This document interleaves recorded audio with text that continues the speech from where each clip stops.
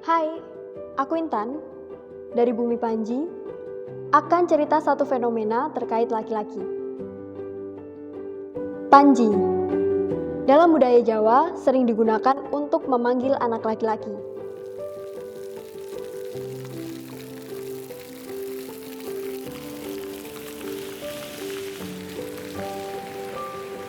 Panji dalam bahasa Jawa memiliki makna seorang pemimpin. Hal ini berarti budaya sudah terkonstruksi oleh sosok laki-laki yang harus memiliki sifat cakap, gagah, tangguh, dan berani mengambil keputusan.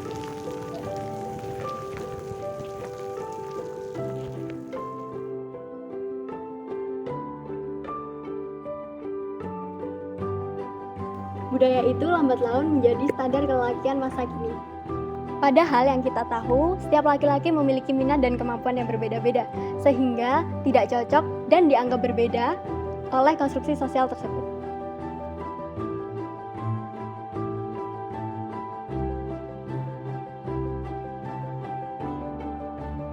Kampus yang harusnya menjadi area inklusif bagi setiap laki-laki juga menggunakan standar laki-laki secara awam.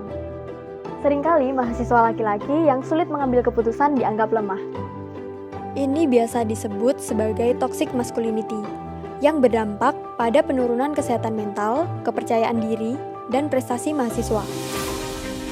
Padahal, target SDGs mendorong kita untuk meningkatkan kesehatan jiwa, menyelenggarakan pendidikan inklusif, dan kesetaraan gender.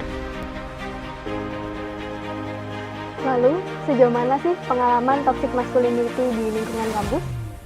Jadi pernah lah sekali dua kali saya mendengar ada yang ngomongin saya kalau saya itu banci lah ginilah soalnya teman-teman saya cewek. Waktu itu dosen aku pernah ngatain, masa gitu aja kalah sih sama perempuan, dan itu terjadi waktu aku itu kalah atau nggak terpilih jadi ketua hima. Saya itu pernah dikatain cupu gara-gara nggak bisa main bola. Saya dibully, dikatain ini dari NTT nggak bisa ini. Saya nangis, itu sih salah besar. Saya tidak suka rasa sedih saya dilihat orang terus dikasihani. Saya pribadi tidak suka dikasihani. Kalau hal yang kecil dia menangis itu yang menurut saya laki-laki itu lemah. Tapi kalau cowok tuh kayak harus ada satu olahraga yang kamu bisa. Laki-laki itu harus maco, terus laki-laki harus bisa mimpin. Kan harusnya cowok mah ini ngasih tahu yang ini yang lebih gitu. Terjadinya toxic masculinity ini ada beberapa penyebab atau faktor yang dapat mempengaruhinya. Jadi sejak kecil si laki-laki ini tidak diajarkan atau tidak dikenalkan adanya macam-macam bentuk emosi serta caranya juga untuk mengekspresikan emosi itu. Dampak yang terjadi kurang percaya diri, dan ini juga efeknya akan mengarah kepada gangguan kesehatan mental. Saya langsung ngerasa kayak nggak bisa memenuhi ekspektasi teman-teman saya, dan saya langsung menarik diri dari pergaulan.